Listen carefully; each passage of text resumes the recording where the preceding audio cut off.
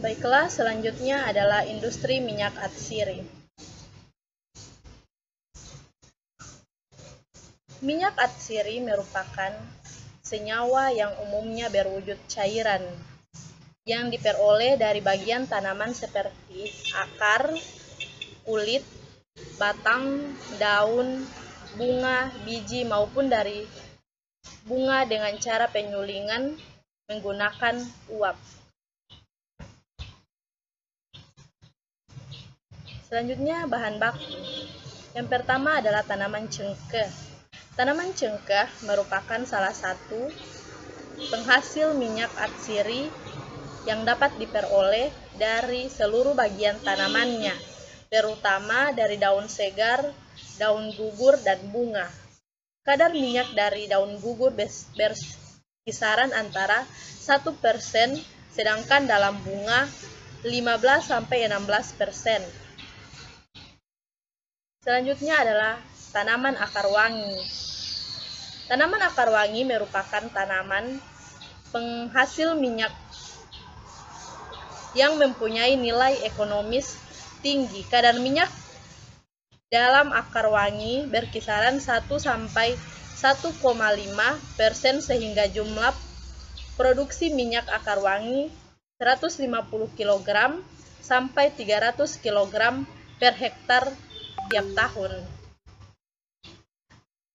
Yang ketiga adalah tanaman nilam. Tanaman nilam merupakan tanaman penghasil minyak yang mempunyai nilai ekonomis tinggi. Minyak yang dihasilkan berkisar 100-200 kg minyak per hektar. Yang keempat ada tanaman sereh. Tanaman sereh wangi merupakan tanaman penghasil minyak sereh wangi. Minyaknya dapat diperoleh dari berbagai daun dan rendaman 0,8-1% dari daun basah. Yang kelima adalah pala. Buah pala terdiri dari 4 bagian, yaitu daging, puli, tempurung, dan biji. Biji pada pala dapat dimanfaatkan secara langsung sebagai rempah-rempah dan minyaknya diperoleh melalui penyulingan dan dapat dimanfaatkan untuk pengobatan dan kosmetik.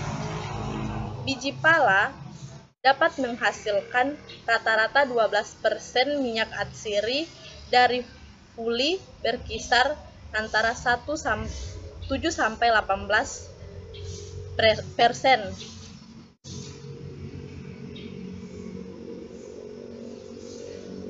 Perlakuan awal atau preparasi sampel. Yang pertama adalah pengeringan. Pengeringan bahan akan mempercepat proses ekstraksi dan memperbaiki mutu minyak. Tetapi selama pengeringan, kemungkinan sebagian minyak akan hilang karena menguap dan oksidasi oleh oksigen udara. Selanjutnya adalah pengecilan ukuran. Pengecilan ukuran dan pengeringan dengan tujuan agar minyak dapat diekstraksi dalam waktu yang lebih singkat. Selanjutnya adalah fermentasi. Proses fermentasi sebelum ekstraksi minyak baik dilakukan pada daun nilam dengan tujuan untuk memecah sel-sel minyak. Selanjutnya adalah pelayuan. Proses pelayuan daun dilakukan untuk menurunkan kadar air pada daun, baik air yang menempel pada permukaan maupun air sel yang terdapat di dalam daun. Selanjutnya adalah proses pemotongan. Proses pemotongan dapat dilakukan sebelum atau sesudah proses pelayuan. Akan tetapi, sebaiknya proses pelayuan dilakukan sebelum proses pemotongan untuk mencegah beban yang terlalu berat bagi alat pemotong dan untuk mencegah berkaratnya alat pemotong. Selanjutnya adalah ekstraksi minyak atsiri. Ekstraksi dengan pelarut menguap. Prinsip dari ekstraksi ini adalah melarutkan minyak atsiri dalam bahan dengan pelarut organik yang mudah menguap. Proses ekstraksi biasanya dilakukan dalam suatu wadah atau katel disebut ekstraktor. Selanjutnya adalah ekstraksi dengan lemak padat. Proses ekstraksi ini digunakan khusus untuk mengekstraksi minyak bunga-bungaan dalam rangka mendapatkan mutu dan rendaman minyak yang tinggi. Selanjutnya adalah penyulingan. Penyulingan merupakan proses pemisahan komponen yang berupa cairan atau padatan dari dua macam campuran atau lebih berdasarkan perbedaan titik uap, dan proses ini dilakukan terhadap minyak atsiri yang tidak larut dalam air. Penyulingan terbagi atas tiga. Yang pertama, penyulingan dengan air.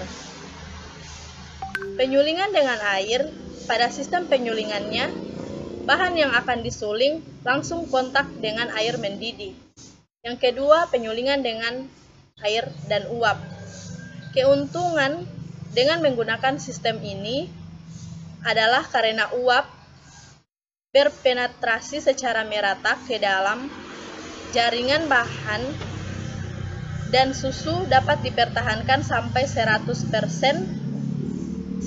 derajat Celcius.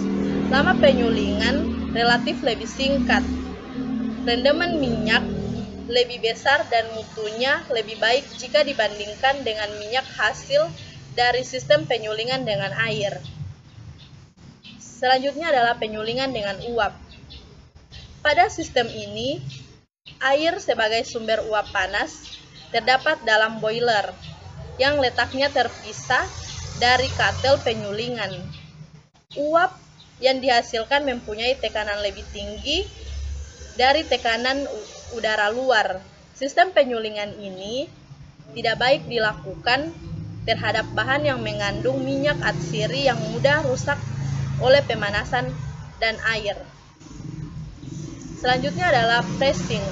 Ekstraksi minyak atsiri dengan cara pengepresan umumnya dilakukan terhadap bahan berupa biji, buah, atau kulit luar yang dihasilkan dari tanaman yang termasuk famili citrus, karena minyak dari famili tanaman tersebut akan mengalami kerusakan jika diekstraksi dengan cara penyulingan. Selanjutnya adalah pengolahan limbah. Sisa pengolahan limbah minyak atsiri belum dimanfaatkan oleh masyarakat, baik daun maupun airnya. Padahal, limbah yang berupa daun dapat dijadikan sebagai bahan bakar dan digunakan untuk menghidupkan industri tahu. Sementara itu, air sisa produksi sebenarnya masih memiliki kandungan minyak atsiri. Selama ini, air hanya dibuang begitu saja, sehingga menimbulkan pencemaran lingkungan karena belum dimurnikan. Limbahnya juga bisa dimanfaatkan untuk dijadikan produk sabun herbal. Baiklah, itulah presentasi dari saya. Lebih dan kurangnya saya mohon maaf. Wassalamualaikum warahmatullahi wabarakatuh.